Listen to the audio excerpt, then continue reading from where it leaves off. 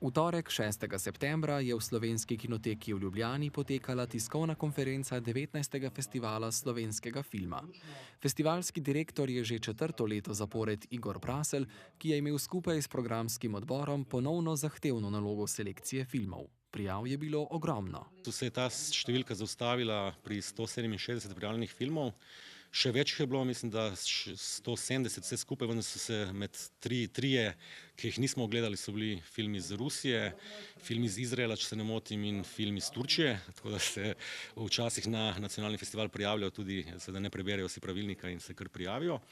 167, kar velika številka, od tega smo z Bojano Bregar in Zano Šturm izbrali 96 filmov in od teh smo jih 52 izbrali za tekmovalni program. Izbranih celovečernih igranih filmov bo letos 10.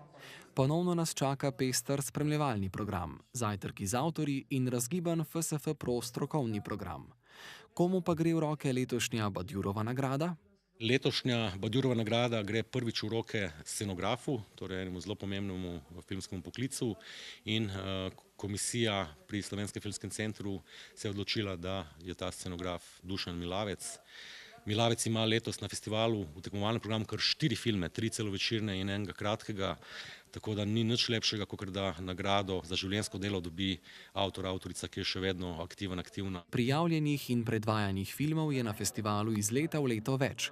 Vendar, kot opozarja Nerina Kocijančič, v.d. direktorice Slovenskega filmskega centra, in res to nekako, če pa pogledamo financiranje, kar se tiče celotnega filmskega področja, pa vsako leto pade. Se pravi, da lahko nekdo, ki ne pozna toliko stvari, dobi napačen vtis, da nam gre odlično in da seveda, da je denarja zadosti in da smo vsi veseli, kar pa ni.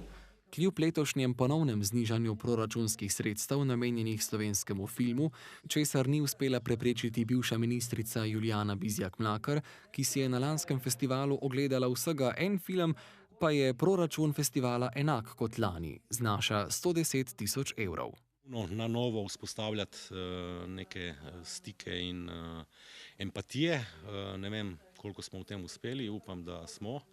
Upam, da bo vse potekalo gladko, ampak težko je seveda vsakič ponovno na novo z nekim VD-jem ali pa z novim direktorico. Nekaj besed je direktor festivala Prasel namenil tudi zapletom pri ponovnem imenovanju direktorja Slovenskega filmskega centra Joška Rutarja. Praktično to, kar je Joško v 5 letih opravil pod takimi pogoji in z očitki, ki so mu na koncu bili medijsko lansirani, mislim, da se tega ni zaslužil in se mu jaz dejansko tukaj zahvaljujem in se mu zahvalil prav tako na otvoritvi festivala, kajti mislim, da si zasluži spoštovanje in da se mora to njegovo ime, ki je bilo očrnjeno, na nek način tudi v bistvu ta madež obrisati. In kako se je po 20 letih novo vlogo vživela Nerina Kocijančič, vršilka dolžnosti direktorice SFC? Nič rečeš, tukaj smo, gremo dalje. In vem, da sem takrat poklicala Igorja in sem rekel, Igor, ne skrbeti, pač stvari ne potekajo naprej, festival bo. In ki ste že naredili, se pravi, da gremo naprej. Strokovno žirijo letošnjega festivala bodo sestavljali direktor fotografije Rado Likon, programski vodja Mestnega kina Domžale in podpredsednik Art Kino mreže Slovenije Jure Matičič, scenaristka in režiserka Sonja Prosenc, v tujini uveljavljeni slovenski režiser Rok Predin ter predavateljica filmskih študij na Univerzi v Pensilvaniji v ZDA Meta Mazaj. Festival slovenskega filma, ki letos poteka od 13. do 18. septembra v portoroškem auditoriju, bo tudi letos prenašala in snemala akademska televizija. Kar se pa tiče našega programa, mi bomo prenašali zajtrke z avtorji v živo in jih snemali, tudi nalagali na splet. Prav tako tudi letos po novem strokovni program, tako da tudi tisti, ki ga ne bodo videli v živo, si ga lahko kasneje pogledajo tako na YouTube kot na strani FSF-ja. AKTV bomo prenašali tudi zaključno slovesnost, ki bo letos potekala v glavni dvorani. Bodite z nami na www.aktv.si.